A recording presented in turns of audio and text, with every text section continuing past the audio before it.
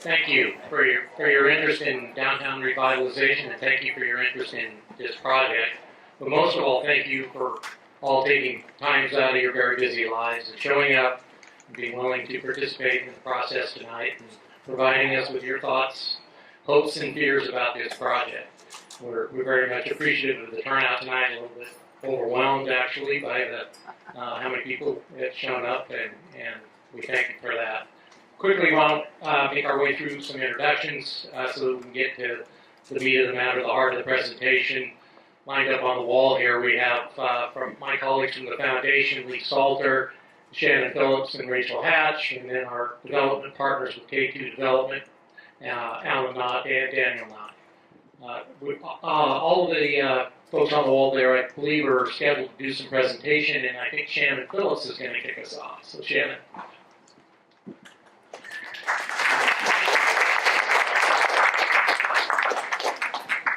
Thank you. Good evening. We're so happy to see you all here tonight. My place on the program is just to let you know that the reason we're doing this is we're very interested in community input. For this project to be successful, we know that the brightest and best minds need to come together and share their ideas. So we thank you from the bottom of our hearts for you being present tonight. And we want to let you know that the program is structured to give you several opportunities to share your feedback with us throughout the evening, as well as the sign-in sheets where you gave us your name and contact information so we can stay in touch with you. And one lesson that we've learned in our nearly 30 years of grant making is that community readiness drives most successful projects. So having you here to walk side by side with us on this project means a great deal. Thank you for your participation. And with that, I'm going to invite Lee Salter up to talk a little bit about the Foundation's long-term commitment to downtown.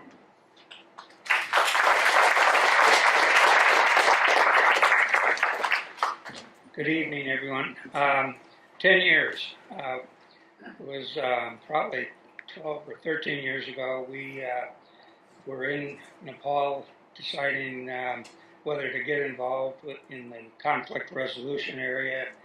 And one of our consultants says, well, if you're going to do that, you better plan on spending 10 years.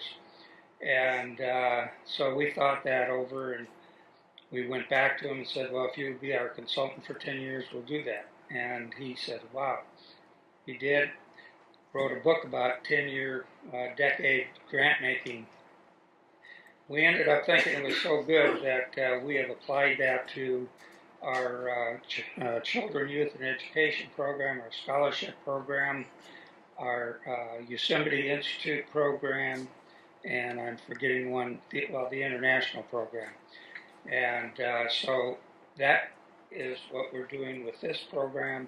It's going to be a 10-year commitment, and at the end of each year, our board decides whether it's only going to go 9 more years or it's another 10 years. So that's the way we're geared to do our funding on all of our programs. So that's how that came about.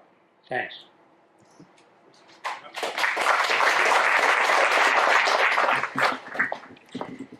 Thank you, Lee. I'm shorter than the rest of the group here, apparently. So my name is Rachel Hatch, and I just want to kind of help us calibrate as we begin this evening in terms of what to expect.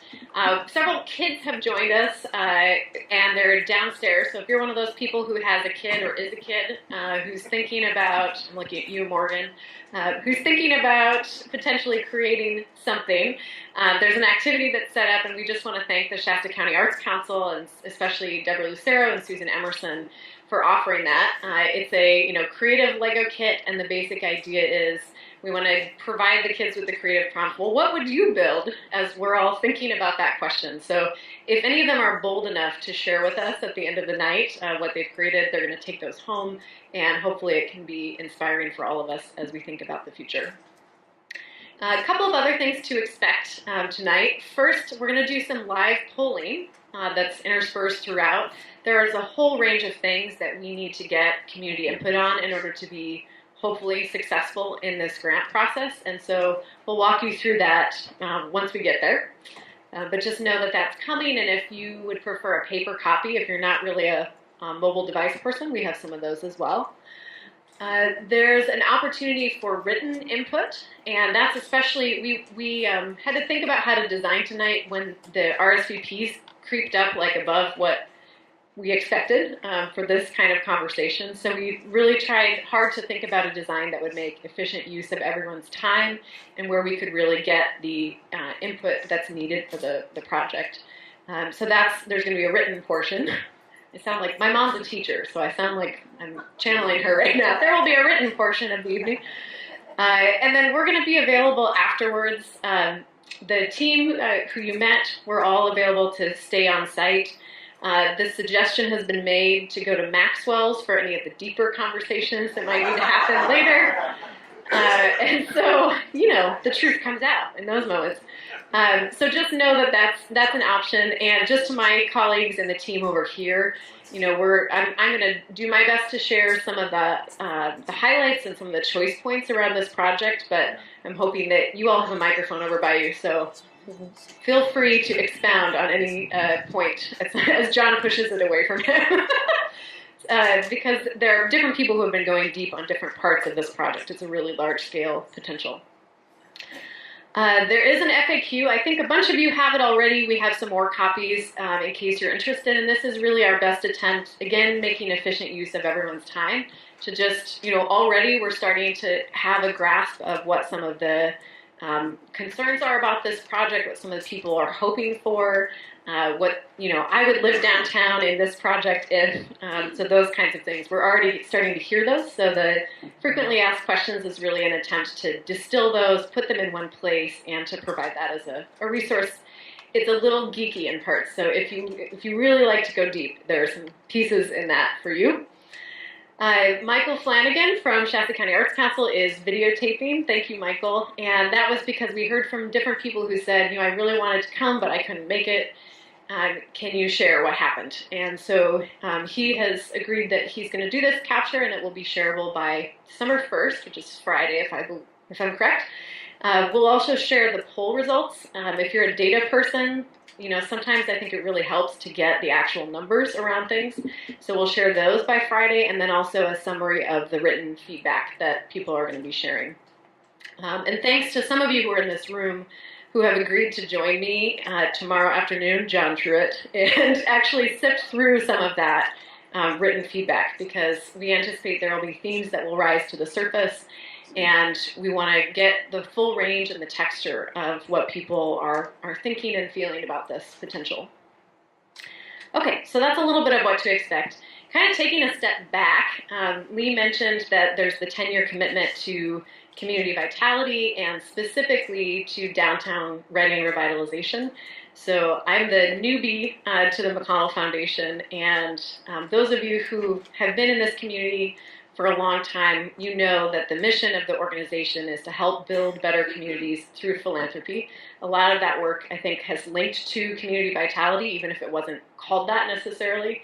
And so this year 2017 begins that 10-year commitment. So in any kind of launch period, you have to think about, well, let's define what is actually happening here. So this is the initial set of 5 focus areas that we anticipate when we think about the big picture. What does our downtown need? What do downtowns in general need when you look at best practices from other places? And these are the 5 areas that have really risen to the surface. So there's creative placemaking, and this is about all the spaces that we inhabit. If you walked through the front door, there's a sense of place that you experience in a historic building like this, for instance. There are lots of ways to make for that moment of encounter with the places where we live. And often those are creative. They're arts-driven activations. So we anticipate that in terms of the grant-making work of the foundation over the next 10 years, that will be one of those focus areas. Civic engagement, and this is such an inspiring example of that by all of you who have come here tonight and are giving up some of your time to really show that sense of ownership of the place where we live. And so that's going to be important for the next 10 years. Fostering local is focused on, not just the makers. There's Feast Coffee, where are you in the room? We have a local maker. Here we go. Yeah, you've been outed. So we have artisanal coffee roasters, for instance, who are here, who are doing small businesses and have, in some cases, a local and global marketplace. And we want to see more of that. There's that, factor of the local economy circulating that can make for a more healthy community. So that side of it with the makers, and then also the other side of it, which is really about encouraging our community members to purchase locally. And, I see Suzanne Russell from Carousel sitting here, and I think of, that opportunity to purchase local fashion in downtown Reading, from a person who's actually doing a business here, and often features pop-ups with local jewelry makers, for instance. Future readiness, this is really around looking at some of the larger external forces that are at play over this 10-year period, not just in Reading, but in all communities. So, for instance, if you're thinking with an economic development lens, you might be wondering, well, how is automation, for instance, going to impact the jobs situation in Reading? So this is an area to be able to focus on things like that and intentionally have those types of conversations. Active lifestyles is the fifth, and I know we have a bunch of people who are cycling oriented who are in the room tonight, because there's a big component of this project that relates to that. To me, this is about having tremendous assets in the trail system, fly fishing, all of those things that are really world class about our community, and building from our strengths towards those areas.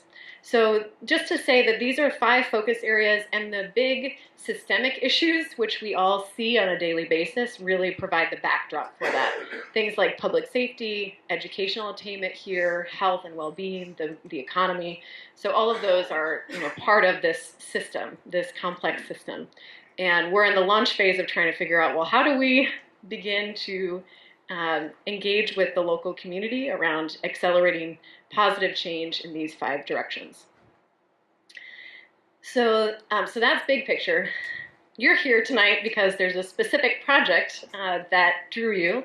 And so I just wanted to share the high-level project goals that really, between K2, who has been, investing in the community and has an office in the downtownish area and everything, as we think about what downtown needs, we've really come to a shared mind space around these. And so any project that we would consider, we want to see serving these different goals. So I know it's small print, especially for our standing gallery in the back. So let me just say, I'll go through them quickly.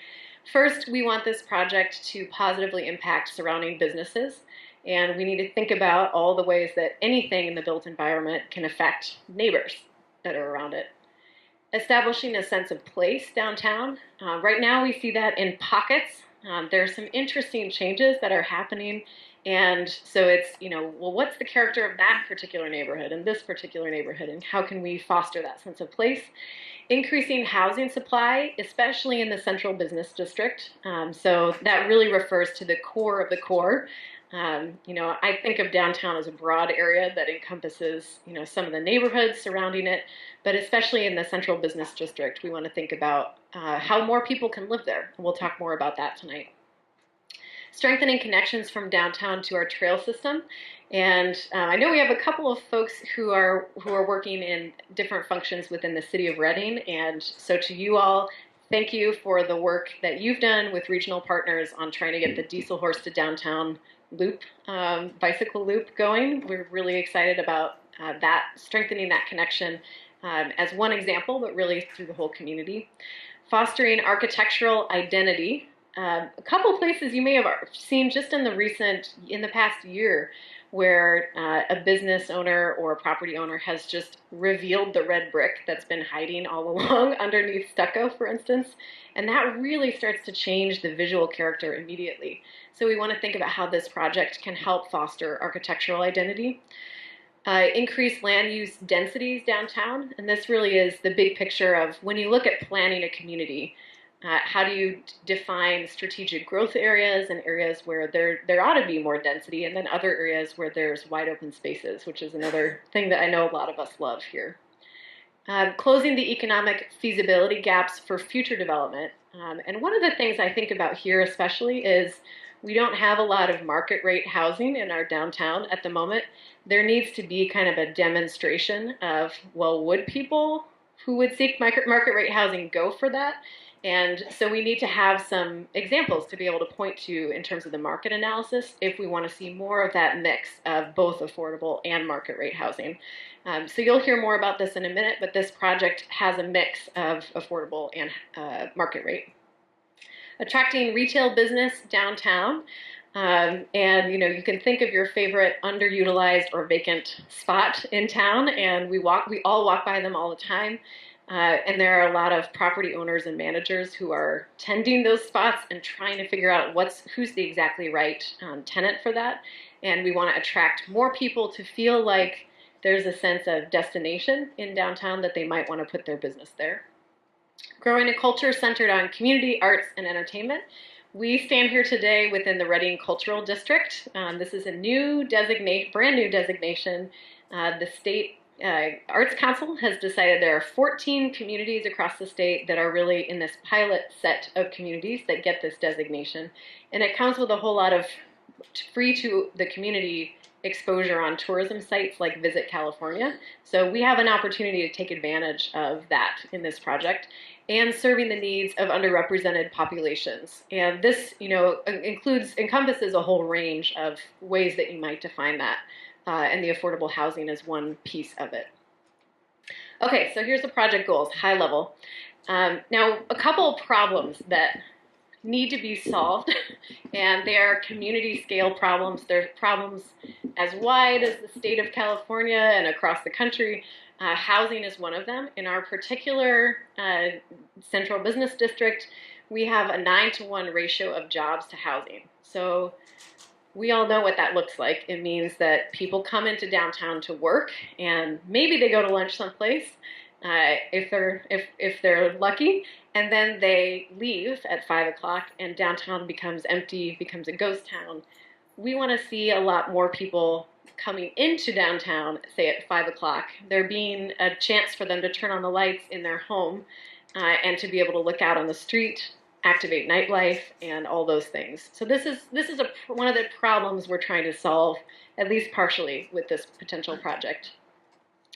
Okay, the other problem, and I know because I've talked to you, several of you, is that we have a parking structure in the heart of our downtown that has a pretty limited lifespan. And so we need to get real about that. That's a real challenge. That is a community scale challenge. I don't think any one, entity can address it completely, but we need to be realistic that there's about 5 years of lifespan on one end of the parking structure. It was built in 2 parts, 8 years on the other.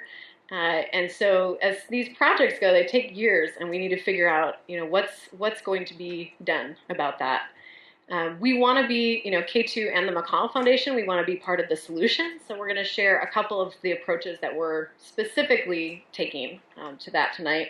But the quick preview is they look like transitional parking as one approach, and applying for an infill infrastructure grant as the second, and that's really focused on the potential to build a new parking structure, 4 stories. We'll talk about that more in a minute. Okay, so are you still with me? Yeah, okay. So that was all big picture stuff. Now the project itself, we're really applying for 2 related grants. And so I want to just provide the high level view of those. One is the Affordable Housing Sustainable Communities Grant, and it's super competitive at the state level. So we're up against, 79 plus other communities who were just attending the workshop that we attended to prepare for this grant alone. So it's stiff competition. And then there's also the Housing and Community Development at the state level is offering an infill infrastructure grant. The applications are due the same day, and we were delighted to learn that one of the eligible things you can do for that is to build parking. And so we thought, we have this problem in our community, it turns out, with this limited lifespan. So how can we pair these 2 grant applications that are due the same day, and we should find out at the same time to help address that? So it goes without saying probably, but nothing is guaranteed in these processes. We have stiff competition, and it's a long process to actually get these to happen. But our goal is really to compete successfully with other cities. I say against other cities. We love other cities, but really, we want it in Reading. So timeline, just to give you a sense, I mean, this boggles my mind how long these things take. So the application is due in January. And then in June, we wouldn't even find out for basically the first half of the year if it's awarded to the community of Reading. Then there's this funding process where all the things go through the processes. And then construction, these are rough estimates, construction might potentially begin if we're successful in 2020. It could potentially be built around 2022. These are broad brushstrokes numbers. So what we're talking about tonight is the super early stage chance for us to mind meld with you all and to think about if that could happen by 2022, what might the community's needs be at that point, and what do you want to see? And so just to know that there's a long pipeline of this process, that we're just at the early stages.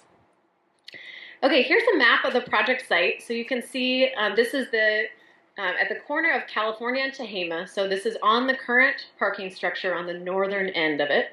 That's really the focal point for this project, and we'll kind of share a little bit of the early vision of this.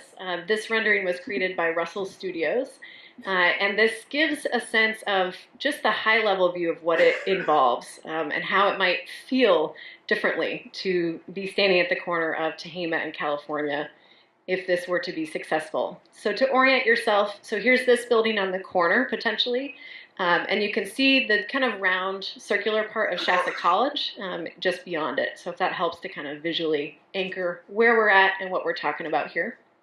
So the northern end of the current parking structure. And as we look at that, of course, we think that parking is important, and that we need to think about how the city is really leading the effort around the downtown specific plan update. They have kind of a parallel track from us where they're looking, really downtown wide. What is the parking situation and the projections? What is the range of strategies? So we're closely tracking that. I recognize some familiar faces from the workshop that happened in November that was focused on that.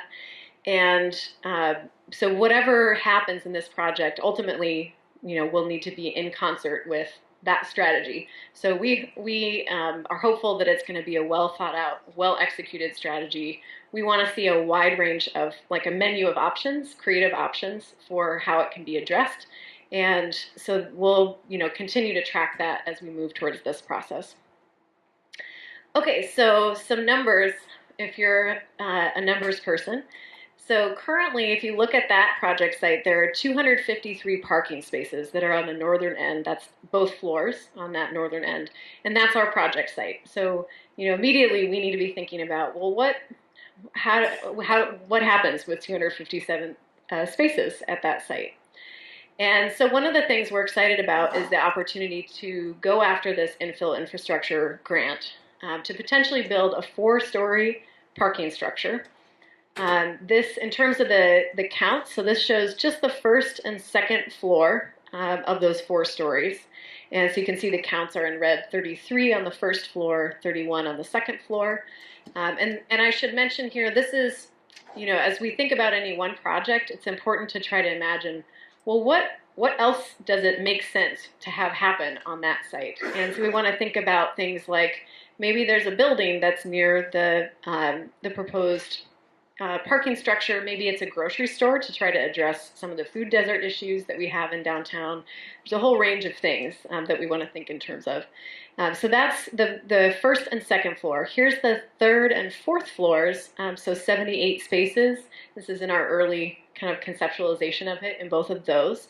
So that totals 220 spaces. So this is the first thing that we're thinking in terms of. This is an opportunity to get state dollars where we don't have them at the municipal level to potentially help address this challenge. And so we're planning to ask for they're going to love us at the state level because we're planning to ask for the maximum allowable amount for this. And so we would hope to build something on the scale of 220 spaces. We would look to see if there are any other funding options to come into play to build any more than that, but this is what we're working with right now in terms of the cap of the ask for the grant. Okay, so that's one way of addressing it. Another one is we're looking at the former police station that's across the street from so just to the north of the current parking structure. And you may be aware that the McConnell Foundation is in the process of purchasing that parcel from the city. And we have publicly stated we're interested in opening that up for transitional parking for transition. A 10-year transition it seems like a long time, right, for transitional parking, but in the way that cities evolve, we want to see what else might spring up around it that would require use of that parking. And so that, if you look at we've got some just very initial parking kind of configurations that we're looking at, and that could offer 79 spaces that currently are fenced off or not in use, or there's a building on top of it. So that's another kind of factor to consider. And then we're also interested in, so there are spots nearby. So for instance, this lot, which is a Reading Area Bus Authority lot, that's just to the northwest of the project area. It's fairly underutilized. So this image that you see here is from the most recent parking utilization study. I never thought a year ago I'd be geeking out about parking utilization studies, but you can see, I mean, you've driven by it, you see there's a fenced off parking lot, right? So there's, 67 spaces in one part, 0 were occupied on the day of the count during peak business hours. So 11 to 2 is what they did. 59 spaces in another, 10 were occupied. So this is just one example, but I think there's a whole range of things that are contiguous to the site or near the site where there's some low-hanging fruit of things that could be done regarding spaces. So this amounts to about 136 spaces. So then the question, so if this project is successful, where will people park? So we know the project site takes away potentially 257 spaces. There are 44 spaces which are actually part of this housing development. So those are already penciled in, and I'll share some of the renderings of that in a minute. And then the rest is integrated into the reintroduction of streets around the project site. So that's about 44 spaces. I'm saying about, but it's 44 spaces in the current draft. And then we have the 79 spaces that I mentioned, for the former police station that's adjacent to the site. If, for instance, if there were to be an opening up of that Raba lot, that's just kitty corner, that would add 136 spaces, as I mentioned.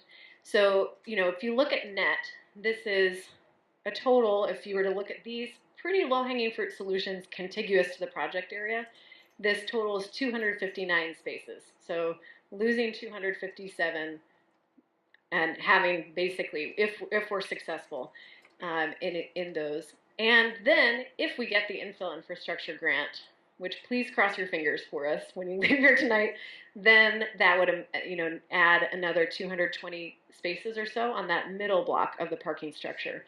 And that's where it's one level basically. So the current count right there is 134 spaces. So it would add more spaces than there currently are for that 4-story structure. Okay, that's a lot of numbers. But I feel like it's useful to actually put the numbers to it because it helps me conceptualize, what's being lost and what's being gained. And again, we'll keep tracking how the specific plan update parking strategy progresses because all of this has to be situated in that context. Okay, so in a minute, we need to poll people. So if you can get out your mobile phones, and if you don't have a mobile phone, we have hard copies which are in the back of the room. So if anybody wants a hard copy of this exercise, and I'm just going to walk you through, we're going to do a couple of examples, like just to warm ourselves up, of what this looks like. But we have, as I mentioned, a whole range of factors that we want to get your input on, and so this will give us a nice quantitative output. So in a minute, we'll go to the very first question. And if you have, for anybody who has a hard copy, you have a pen on your seat, so feel free to rank these, and we want to collect them from you after. What is the primary reason you spend time downtown? Ooh, there's some jockeying here. You want to put these in rank order. So if I were doing this for myself, for instance, I would pick, I also play downtown. It's the real reason why I feel drawn to downtown. So we can observe already that a lot of us like to play downtown. We have very few people who are living downtown. So apart from I currently don't spend time downtown, living downtown is the lowest. So when we think again about downtown feeling like a ghost town at night, this is one of those considerations. And then we have shopping as the second. That's interesting. Cool. And we must have a Shasta College contingent maybe, or CSU Chico contingent from the downtown campus. Cool. Or learning at the Historical Society. Yep. Okay, so here's our warm-up question. How are you feeling? Did we do it? Yes? Okay, I see at least 3 people nodding, so good. Oh, it keeps changing. Okay, we have more people working than shopping. Okay, so we must be getting the hang of it. I think pretty much everybody. Okay, great. So this is this is useful intel. Oh, it keeps changing. Hold on. Yeah.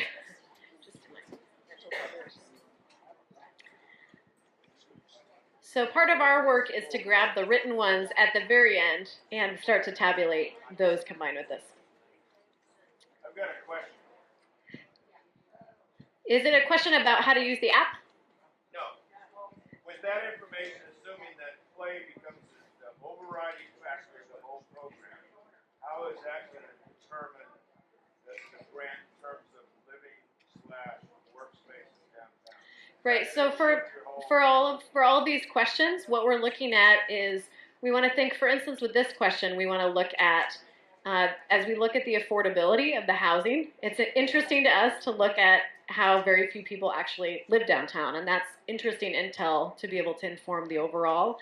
Same with playing and shopping. So there will be, you'll hear in a minute, there will be some retail spaces to actually program in this building. And so we want to understand what are the people who are most interested in this project. What do you do downtown, and what would you be interested in doing? Because ultimately, we need the community to be interested in order for a project like this to be successful. You know, to want to shop, for instance, in a place like that.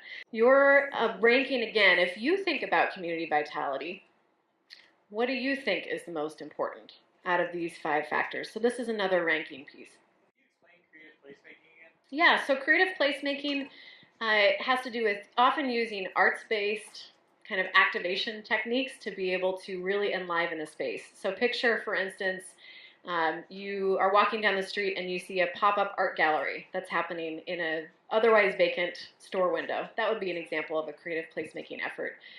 Or an art installation that happens just this past week. Some of you may have seen it. Catalyst Reading Young Professionals put a painted piano out on the promenade in downtown. That's another example of a type of creative placemaking effort. Okay, we're jockeying still. Okay, so I think we've solidified. We can lock into these. All right, so the project, we have more project-specific questions. So this is, you know, as I mentioned before, a potential mixed-use project, 4 stories. So think of retail space on the ground floor and multiple stories of housing on top. It is 75% affordable, 25% market rate in terms of the distribution of the units. So again, about the feasibility gap that I mentioned earlier, we want to see how those market rate units actually work out to be able to test that in our market. At the state level, part of how the grant is structured is that it's really for reducing greenhouse gas emissions. So things that increase walkability, bikeability are pretty important to scoring highly on this application. And so one of the filters that our team has to be thinking in terms of is how to maximize our points basically on our application to make it as competitive as possible so that it doesn't go to San Leandro or wherever and it comes to Reading instead. So this just gives you an initial visual of what that looks like. Ground floor, you know, think of windows as the downtown specific plan calls for to be able to see activity that's happening in there as you're walking by or driving by, cycling by. And urban greening elements are pretty important as we think about how this might come to life. So let's try getting some more specific questions on these. We know, for instance, that Reading is the 2nd sunniest city in the U.S. whether you love that or hate that about our community. And so one of the things we need to think about is what it's like to be around this project or in this project when it's one of those scorching, periods of 3 weeks of 110 degrees. And we want to learn from you as you think about features that you would like to see that you think would make that a more comfortable experience. Go ahead and rank, back to your question, rank these. So there's street trees, kind of an urban greening element, shade from nearby buildings, which can actually reduce the temperature load on any one building, covered seating, shade structures. And you can think of these, for shade structures, I think of, at the downtown From the Hearth, they have some of those kind of sail-shaped shade structures, for instance. And then misters. Is any of that covered seating with restaurants or anything? Could be, yep. The question was, is any of the covered seating for restaurants? Yep. We were a street tree loving group. Okay, I'm going to keep going. So our next question, that this, and thank you to our helpers here. So that this potential project is situated, as I mentioned, right next to Shasta College, across the alleyway. So you've probably walked down that alleyway. You may be able to picture that on the left, there are windows that are part of the Shasta College campus construction.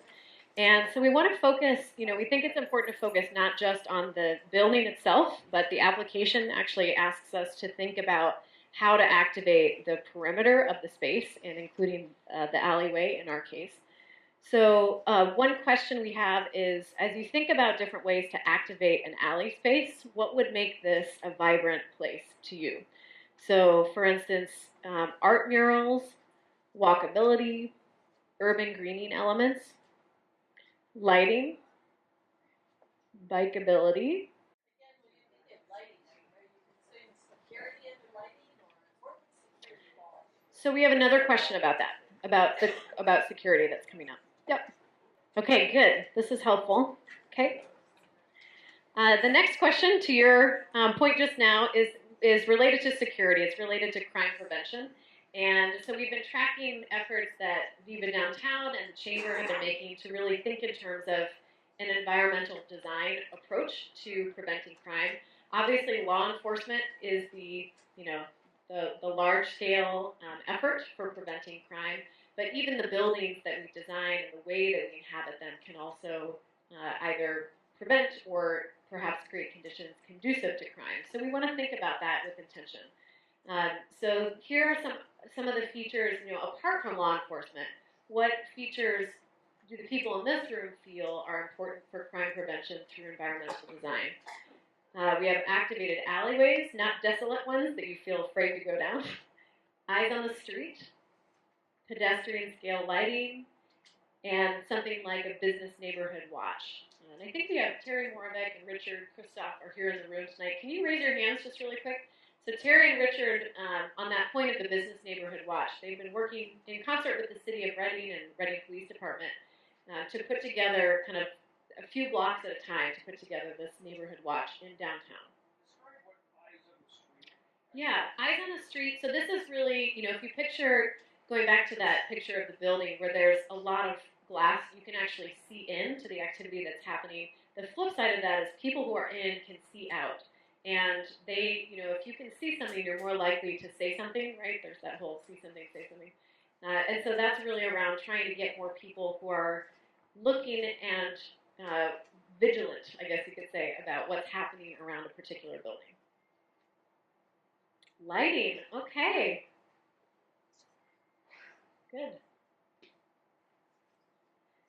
Okay, for this next one, I want to do a quick setup that there's one of the newish modes of transit is really bike share. And this is a service in which bicycles are made available for shared use to individuals, typically on a short-term basis. So this is kind of starting to happen in our neck of the woods. This headline is about the Rogue Valley bike share that's focused, it has a presence in Medford, for instance. So as we start to look at all the different forms, like ways that people are getting around, this is one of them that will be included in the next question. So I wanted to share about it in case it's new to anybody here. So one of the eligible things for this competitive grant application is to go for, we want funding for a bike share system in our community. And so we need to try to understand, well, what would people use bike share for if they had bike share here? What would that look like? Would you use it for recreation, like if you're a trails person and you want to go out on the weekend, for instance, with your friends? Would you use it in a more utilitarian sense? So you just want to get from point A to point B, and you might hop on a bike for a short period in between stops?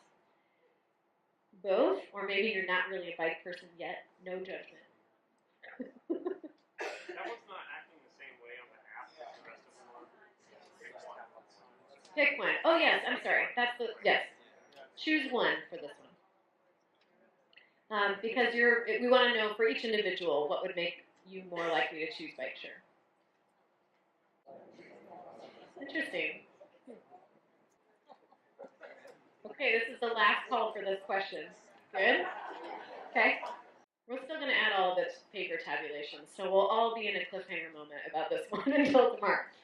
Okay, so the next question, we want to, we've been tracking the downtown transportation plan update. We're in this moment in the community where all these plans are going through updates, and so we want to try to do our due diligence to track what's happening, what are the forms of transit that exist today that people are using, how does that shift in the future, what new things come on board.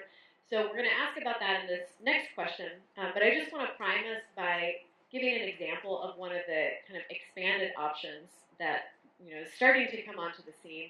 And just like I've defined bike share, there's also ride share. So I know some of you are familiar with this, but in case you're not, this is one of those situations in which a passenger travels in a private vehicle that's driven by its owner. And typically this is for a fee. And you use an app like Lyft or Uber, some of those, to be able to hop into a vehicle. So for instance, if you're going downtown on a Friday night, you might avail yourself of one of these so that you're not actually driving after going to Maxwell's, for instance. And so this is one of those options that we want to include in this array. Okay, so here's our question. Okay, so the question is, what forms of transit are important for this area?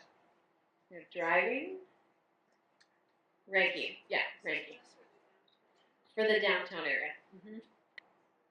Or train. Okay, so thus ends the intense interrogation of the app. We didn't want you to leave tonight without having some sense of some initial kind of concepts that we're looking at for this area. And so I want to just share these and talk through them briefly. And, like all these things, you saw the timeline, so these things will likely evolve, but we're at a stage where we have a pretty solid concept. So again, just to situate, here's California Street and Tehama Street, so Shasta College is up there.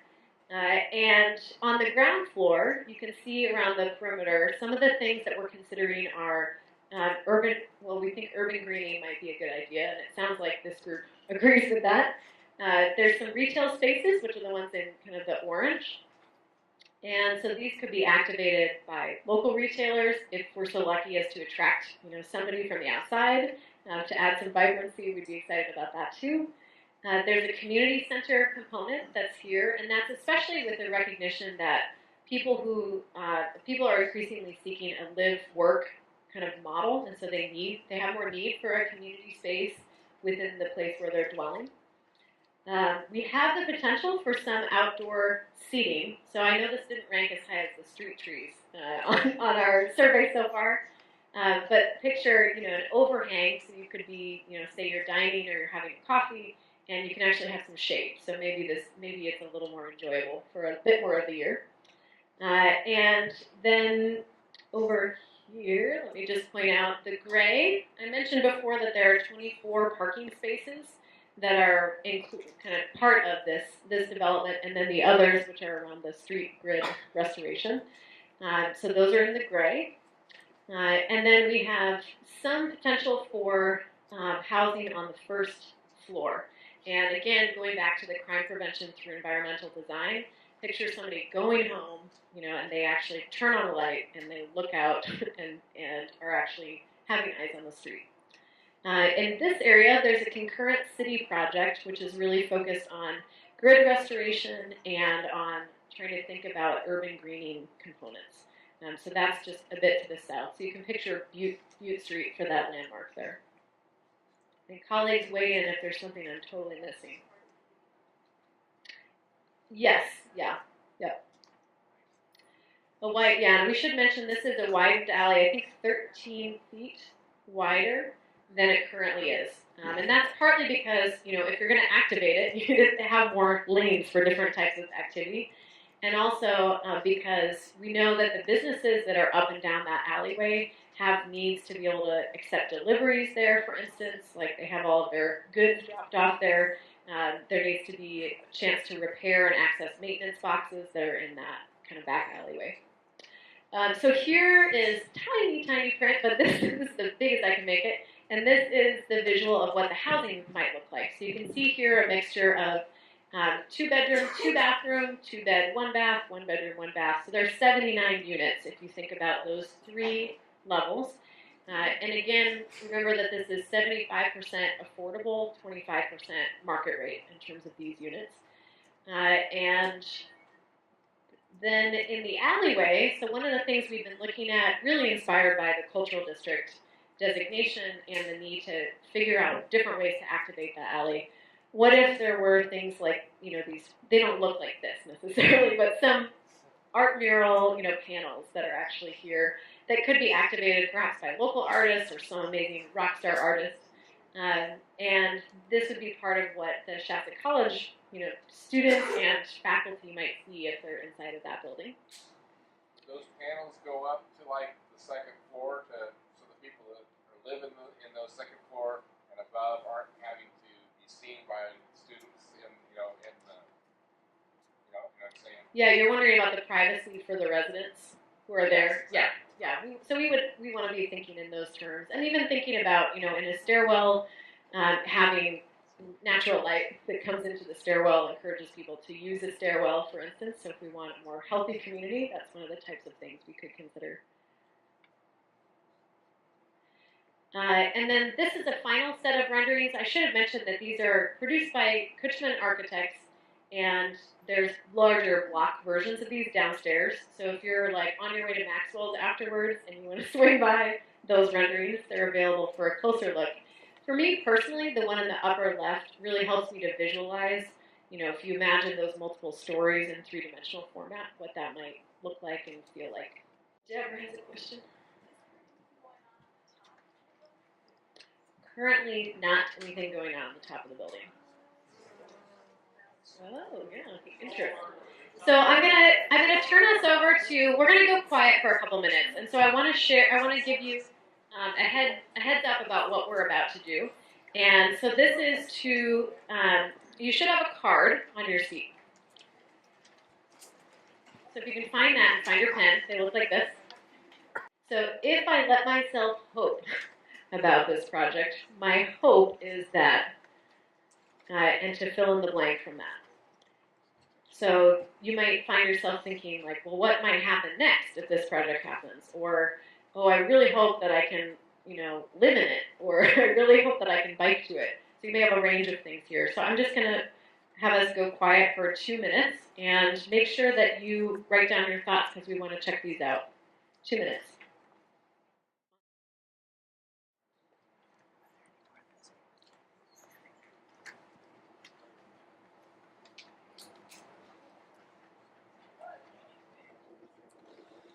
Okay, that's what 1 minute of hope feels like. Go for 2.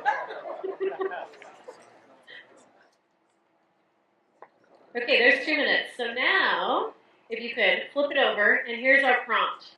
Again, about this project. If I'm honest, my fear is, a bunch of you I reached out to say, would you be super volunteer card collector people in this moment? So I wonder if you all could stand up and distribute yourselves around the room a little bit. We have Winter Fox, and we have Jonathan, Tyler at the back. So if you could gather some of these up. We're going to do like a speed round. So come on over here, Michael. Thank you. Alice. Over. Ooh, great. Yeah, good point. Okay. So we want to make efficient use of everyone's time. I wouldn't dream of starting to read all of these aloud at 7:20 p.m. when we're supposed to end at 7:30. So thank you, first of all, for writing those down, and to our super volunteers for collecting them. I wonder maybe from the volunteers if you would be game just to share, if you can find your own card, maybe, in the mix of the cards, maybe. And maybe you could just share, well, what did you write? What's your hope and fear? Super concise, okay, people? Concise? Yeah, okay. Maybe Patricia. I didn't do a card, but I have it in my head. So my hope is that whatever is built on that piece of property is something that really allows the individual character and culture of this community to grow organically with the building, and that it really becomes a building that is reflective of our community, not inserted into our community. And my fear is that the building won't be built with the long term in mind, so something that's going to age well and be able to develop a really beautiful patina of age and character. I'm hoping that it's something that's constructed to last 100 years. That's just me. My hope is that the project is energy independent and hopefully self-sufficient. That's the brick and mortar part. And I also hope this project, combined with the cultural district designation, will make downtown Reading a vibrant cultural, art, and theater destination without over-gentrification. My hope is that we let downtown become a downtown, that the project happens and downtown becomes a neighborhood in addition to a destination, and that I have the opportunity to live there. And my greatest fear is that we as a community do not take advantage of this incredible opportunity and embrace a more economically sustainable future. I neglected to say that my fear is that it won't be any of these things. My hope is that this project will attract more young people to Reading, that the rooftop will be redesigned to allow for a park or green space, and that I will be able to live downtown in the future. My fear is that the housing stock in downtown will continue to be small, that people will continue to use cars in the ways and rates at which we currently use them, and that the rooftop of this project will remain as designed. I agree. Hold on, it's not voting. We finished the voting. And just to Alice, to your question about environmental sustainability, this is designed to be a net zero building, which is one of the components that we're excited about and that we're partnering with local, the city and others on. Okay. I'm encouraged by all of these. This is awesome. My hope is that the best urban design principles will be used, that Reading's sense of place will be enhanced, and that the downtown Reading will start to realize its potential. Do you have a significant fear? That the original vision for a park between Central and Butte, a large central park, will not happen. And I ask that you please reconsider this. And Reading's sense of place relies on a park downtown and some open space. So that's my take. My hope is that I can live in downtown Reading soon. Okay. My fear is that really I don't have any fears. Really only hope after working in downtown here at Old City Hall for nearly 7 years. It's been fabulous. And people often are afraid to come downtown, and I look forward to it. My hope is that we continue to encourage large mixed-use development projects in downtown Reading, and my fear is that some quarters will use this to continue the overstatement of downtown as an unsafe place. Do we have one more collector? Did we get everybody? Tyler, yeah, come on up. Did you actually collect any cards? I did. You passed them. You aggregated. Okay, come on over maybe this side. My hope is that this will be iconic enough to bring people from other communities, and it'll be desirable enough for those in Reading. And my fear is this is just something, and something isn't always better than nothing. Okay, thank you all. Okay, Susan, can you come around here, maybe? Or is it better to stay there? What's better? Yeah, come around here if you could. So, you remember all the while we've been talking about, big people buildings. One of the things we wanted to ask is for some creative exercises for the kids who are downstairs. So, I don't know if you want to summarize what you've seen or if anybody wants to talk, but we would love to hear what you all came up with. Come over in the middle. Okay. Yeah, just cover it maybe. Come over. Yeah, watch your step here. So, this is Evelyn and, whoops, yeah, maybe. So on the far left is Evelyn. She's 5 years old, and to help get her started, her father and her did a drawing together. And she likes brick houses with parks nearby. So you can have fun playing with your friends.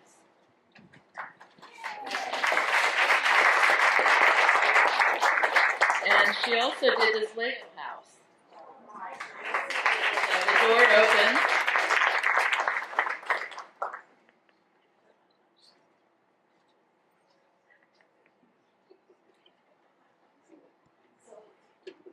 This is Linnea, and she built a road, and her wish is that at the end of the road, your friends will always be there waiting for you.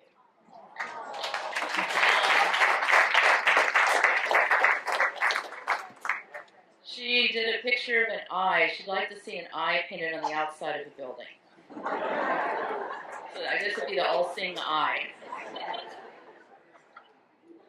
And Evelina also got into making buttons, and her wish too is all her friends would be waiting for you to play in a park.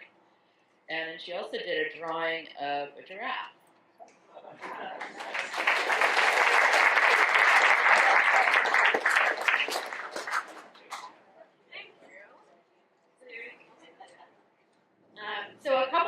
So let me just reiterate the process. So the things that we have gathered from you tonight, things like the polls for the online survey and the printed versions of the online survey, and also your cards that you wrote, those we're putting together with the video and aim to distribute that via social media on Friday of this week.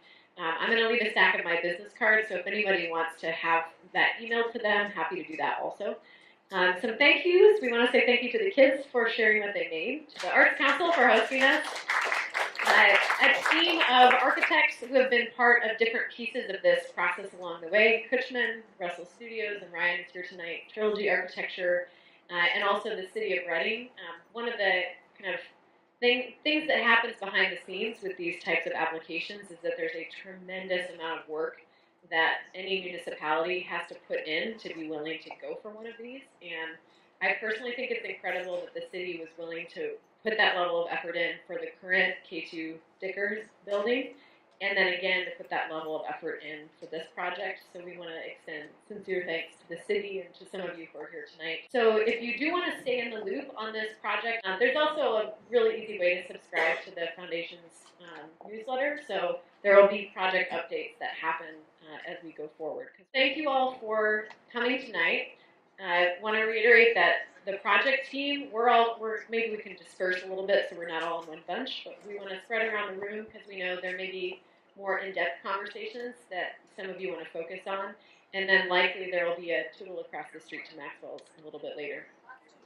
And there's lots of food left still, so please feel free to linger and help yourself to that. And I want to just say thank you all of you for your time here tonight. Thank you all.